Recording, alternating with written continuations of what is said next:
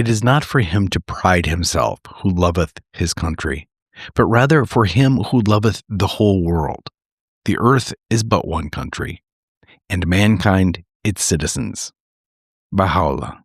I walked up to Isaac Asimov at a science fiction convention in New York and boldly introduced myself to him. I think I was 14, 15 years old, and asked him, Dr. Asimov, I'm thinking of becoming a writer. What sort of advice do you have? And he looked at me with these big, bushy sideburns and surrounded by adoring fans, and he says, "You want to be a writer, kid?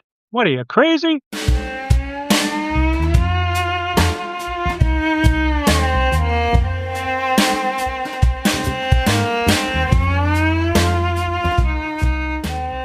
He left the United States as Alonzo J. Wind, but by the time his Peace Corps stint in Ecuador ended, he had been rechristened as Dr. Alonzo, which is what his driver's license still says.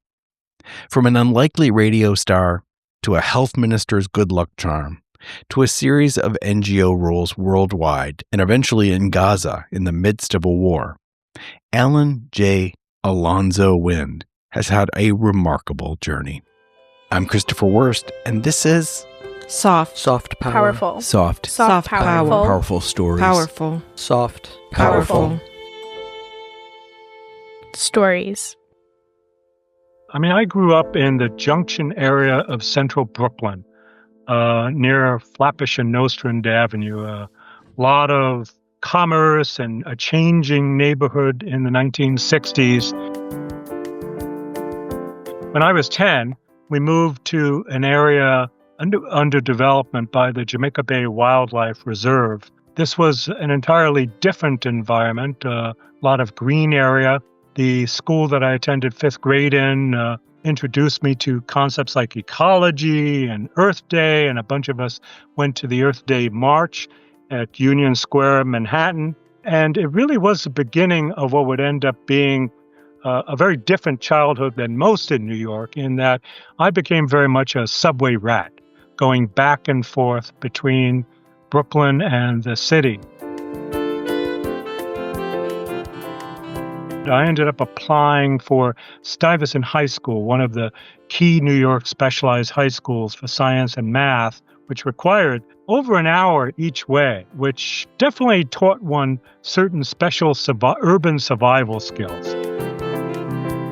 At Stuyvesant, I thrived. I had a passion for science fiction since I was even younger, and I began writing short stories. I even sold my first short stories to Ace Books in 1974.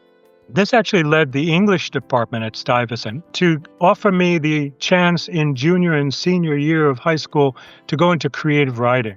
I met Frank McCourt, the famous Irish-American writer. He was actually teaching at Stuyvesant at that point. And Frank was a faculty advisor for me in launching a science fiction magazine, Antares. I went to science fiction conventions. I was all caught up in a kind of futuristic outlook on society. I think Frank McCourt was one role model that certainly affected me. He encouraged my passion for writing. But another person who made an impact on me, even though our contact was very brief, was Isaac Asimov. I walked up to him at a science fiction convention in New York and boldly introduced myself to him. I think I was 14, 15 years old, and asked him, Dr. Asimov, I'm thinking of becoming a writer. What sort of advice do you have? And he looked at me with these big, bushy sideburns and surrounded by adoring fans, and he says, "You want to be a writer, kid? What are you, crazy? There's no money in being a writer. You know how much money I made in my first 11 years as a writer? $7,000. You don't want to be a writer." Then he made some more positive comments, but it made an impact on me that I would never quite forget. Certainly Isaac Asimov and writers like him in the area of hard science fiction, I think, fueled this sense of optimism, this sense of balancing science with an optimistic view of the future that I tried to carry on for the rest of my life. I ended up actually going to the University of Chicago. I found myself getting much more politically involved, engaged in all of these different good government groups. I ended up thinking about government as a future opportunity. But the first thing I wanted to do after college was really going into Peace Corps. Indeed, Alonzo, who was not yet actually Alonzo, joined the Peace Corps and was assigned to coastal Ecuador. I see this incredible greenness and lushness of tropical jungle and the call of monkeys and motorbikes from the village that I was initially in, the sound of buses going by along a stretch of the Pan American Highway that wasn't that far away, and all of that, and lots of children running and laughing and a lot of joy.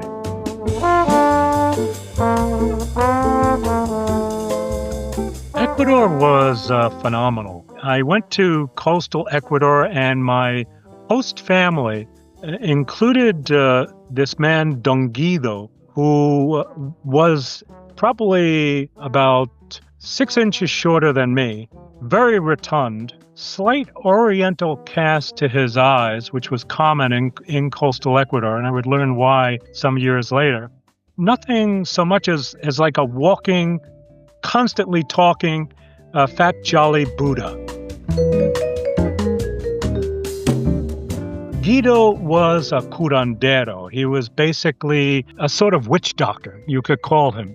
And at the same time, he owned a little pharmacy in which he dispensed drugs legally. He didn't have a medical degree. He had actually 2 doctors who worked for him because inside the pharmacy in the back, he had, very entrepreneur-like, had set up a kind of impromptu clinic.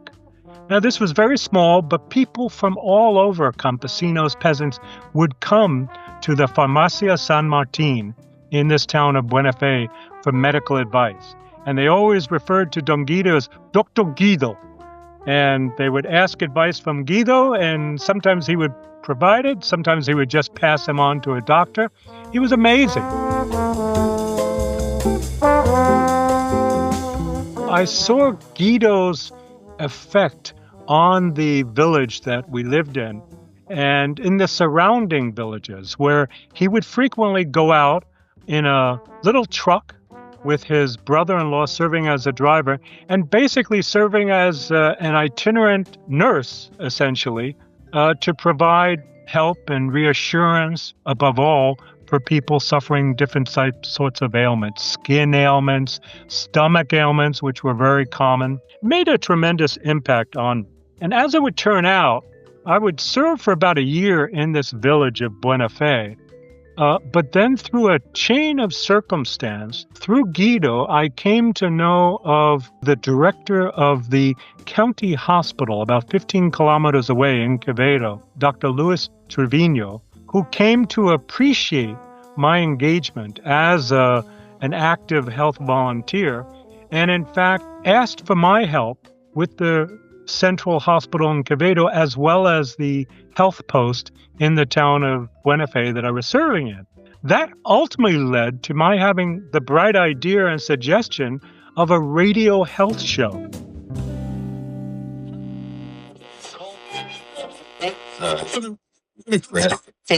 Radio Ray, 50,000 watts of potencia. And I didn't think about it, but somehow I and collaborators at the hospital came up with the idea for this magazine-type radio show. We would intersperse music into what was essentially different formatted programs talking about problems.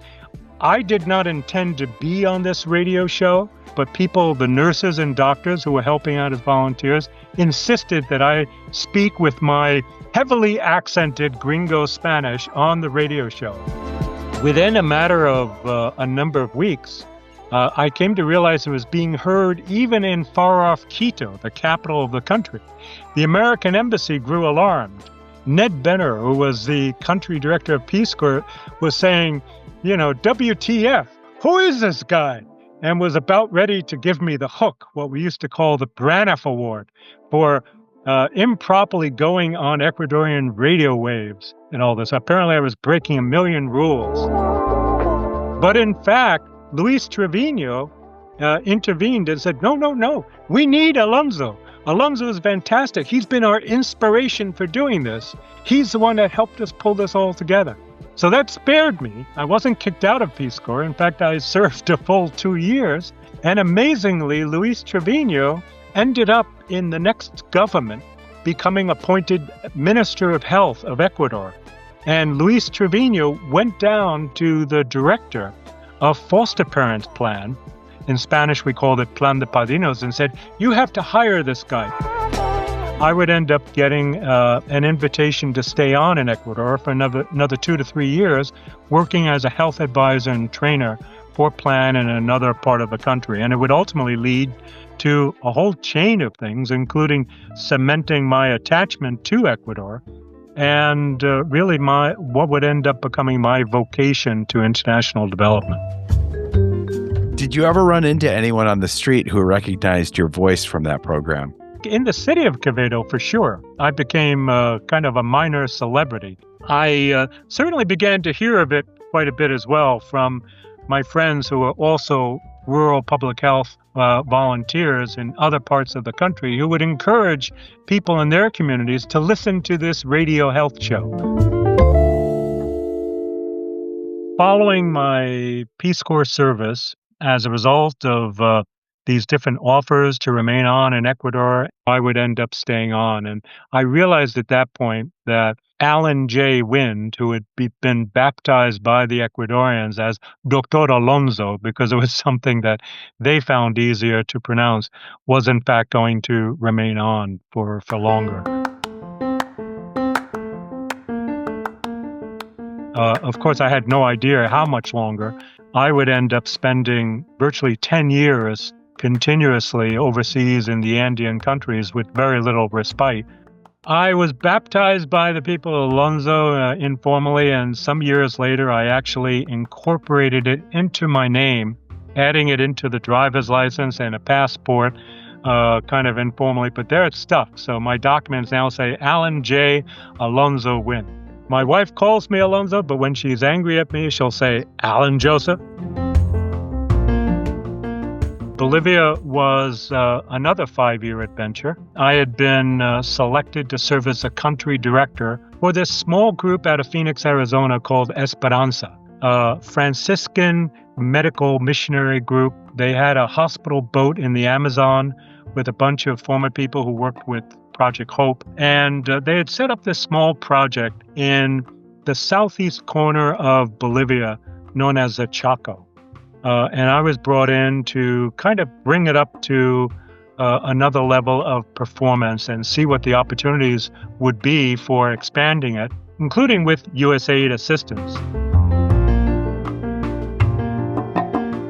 It was in Bolivia that I also came into deeper contact with the Baha'i community. The Baha'i faith is a global religion founded in the 19th century.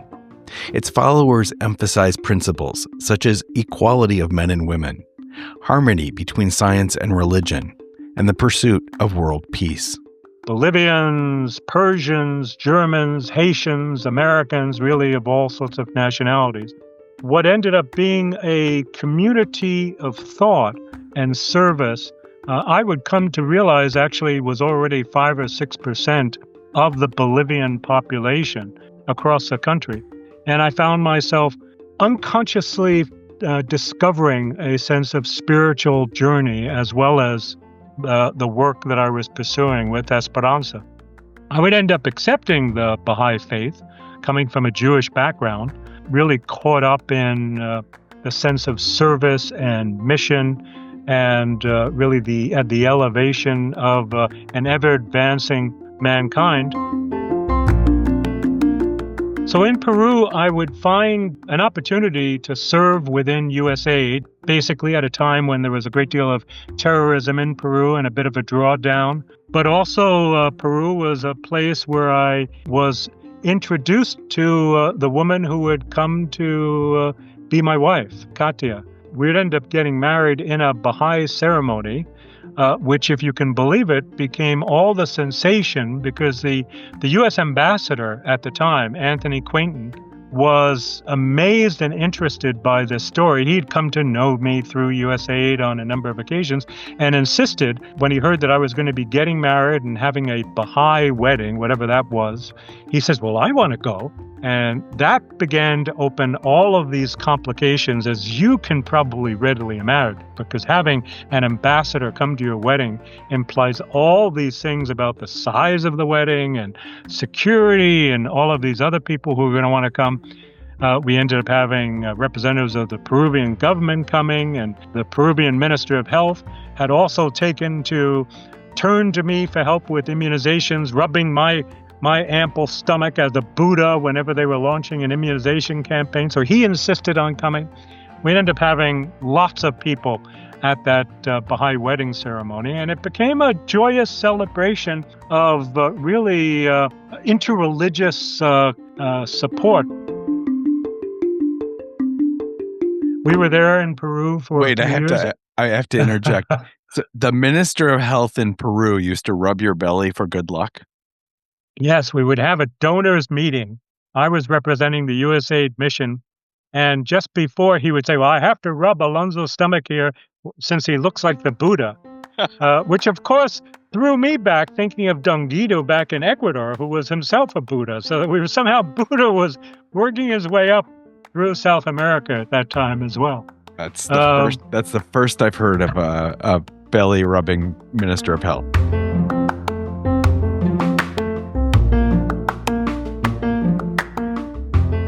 I ended up being invited to join CARE in the Dominican Republic, serving as their health sector coordinator. The Dominican Republic was really quite the experience. The Dominicans, had their own kind of unique take on Spanish in terms of language that actually proved to be very difficult for my wife, a Peruvian, to understand. My wife's best friend in Santo Domingo was actually a woman from Spain. And the two of them, on occasion, as we were going to different shops in Santo Domingo, would ask the shopkeeper for something and then would have to turn to me, and a gringo, to translate from Dominican into proper Spanish that they could properly digest. And I thought that was, of course, just hysterical.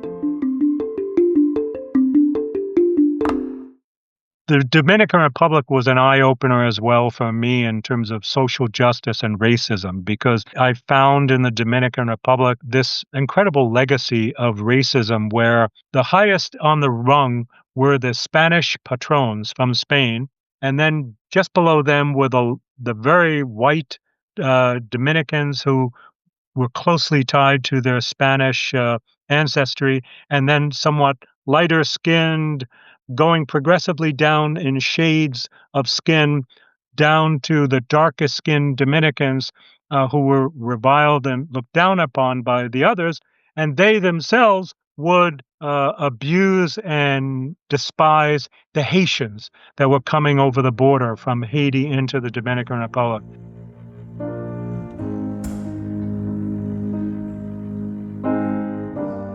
And then International Medical Corps came knocking in late 2021. They were interested in my USAID experience, what I could bring to the table in terms of leading their efforts in Gaza, in the Palestinian territories. And they wanted me to come as mission director. I had many friends from the different three-letter agencies urging me not to do this, but I was caught up in the opportunity. I thought this would be a great way to get to know a new part of the world, and I had become increasingly sensitive to what was happening in the occupied Palestinian territories.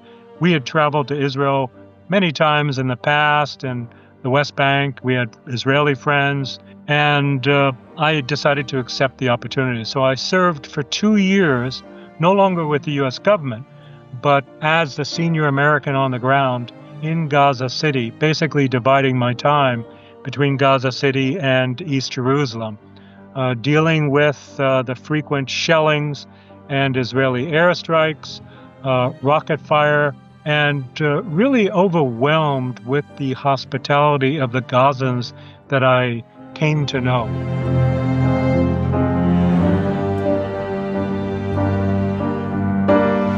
Of course, I was aware of the presence in the background of Hamas, who the U.S. government at that time referred to as the DFA, the de facto authority in Gaza. But they left me alone. They did not interfere with our operations.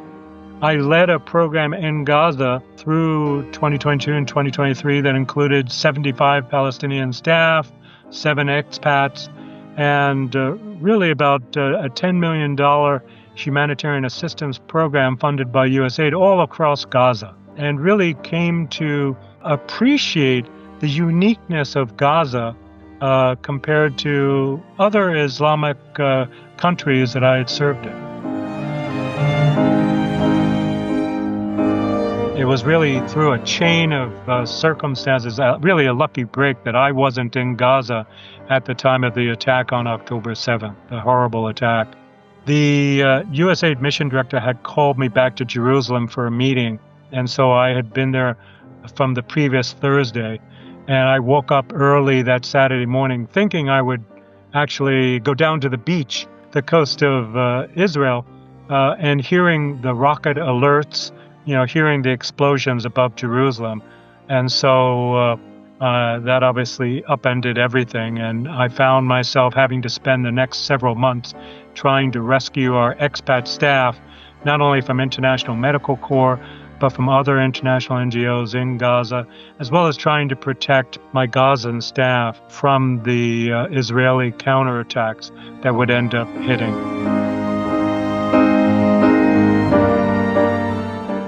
I do want to say briefly that while I was horrified by the October 7th attack, it really needs to be understood, I certainly came to understand, that Gaza, before the attack, truly was what the Europeans would frequently call the largest open-air prison in the world.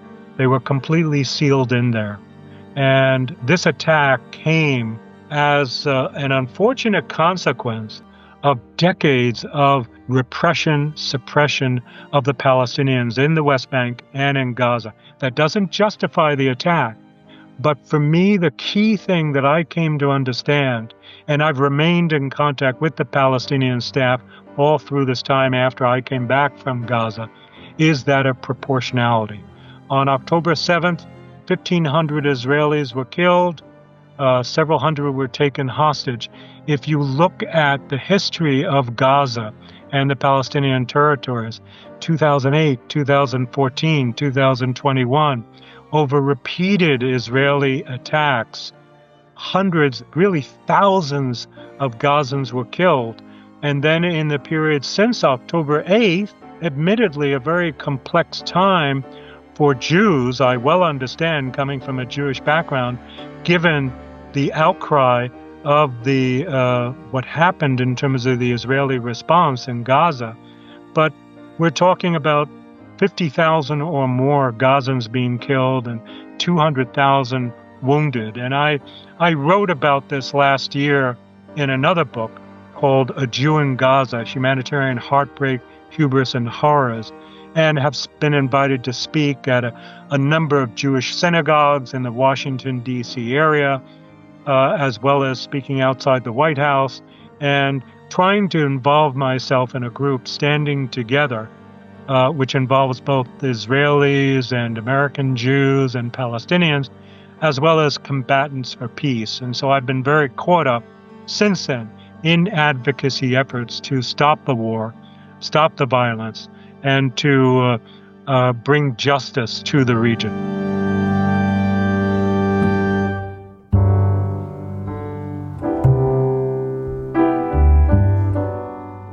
That means we're coming to the end of the episode, but I don't want to quit before I give Alonzo the chance to respond to our Aunt Deb. I guess I don't understand all the things you've done overseas. I'm sure you've helped other people, but was there value in it for us? My dear dubious aunt, It's so good to see you. And I'm sorry that you have difficulty in terms of understanding what my life work has been. But in this age of Trump, let me just kind of put things in the most practical way possible to explain what it is that I do, and really, more importantly, what is the value in terms of humanitarian assistance. It really doesn't come down necessarily to you following Christian or Jewish beliefs or what have you. It's just hard reality that we gain as a country and as a people when we help others. It's like pennies on the dollar. The cost of humanitarian assistance, the cost of helping people raise their level of income generation and economic development, it's like what we did to Germany and Japan after World War II. We spent hundreds of billions of dollars to blow them to smithereens over bloody conflict. And then over a period of a number of years, we spent tens of billions of dollars to help them rebuild their economies and help them rebuild their countries. And what did we get back from it? Well, some people might say, oh, they've only done us wrong, and that would be entirely false. The reality is that we have reaped what we have sown. We have benefited time and time again from the minuscule investment in terms of humanitarian assistance and international development. You know, one of the things that really moved me so much time and time again was to see these polls where people are asked, do you support foreign aid? And they say, no, I don't support throwing money down the rat hole. But I do support providing some help. Well, how much do you think would be appropriate? Well, I think we're spending a quarter of our national budget on it, and I think probably spending 10% would be more appropriate. And it's a shame that Donald Trump can't see that and that Elon Musk have completely destroyed that. Well, the reality is our foreign aid, our humanitarian assistance, our investment in countries around the world have never amounted to more than just under 1% of our federal budget. And tell me, don't you think spending a few tens of billions of dollars in terms of being able to buy some goodwill and to keep people as friends is a better investment than spending $1 trillion a year on the military? That's what I think, Auntie. What about you? Alonzo Wind worked for 2 decades with international non-governmental organizations and another 2 decades as a U.S. Foreign Service officer and member of the Senior Foreign Service. After serving as a Peace Corps volunteer in Ecuador, he served USAID in Peru, Nicaragua, Angola, and Nigeria. He was USAID's deputy mission director in both Iraq and South Africa. His NGO work included assignments with Esperanza, CARE, the International Save the Children Alliance, and the International Medical Corps, most recently in Gaza.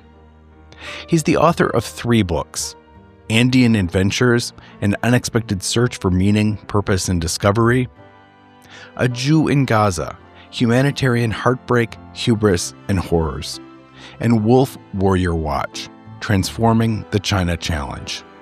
Links to all can be found at softpowerfulstories.org or at Alonzo's website, enableandnoble.net. Thank you so much for listening. We appreciate it. If you haven't followed us already wherever you get your podcasts, please do so. Please leave a rating. It means a lot. And not only that, but it helps get those algorithms moving this show to the ears that need to hear it, or that we would like to hear it. You can find out much more by visiting our website at softpowerfulstories.org. There you can learn more about our guests, see pictures of them in action, find out the music that we use, and, of course, leave feedback. We would love to hear from you. My name is Christopher Wurst. I'm the host and producer of Soft Powerful Stories. Until next time.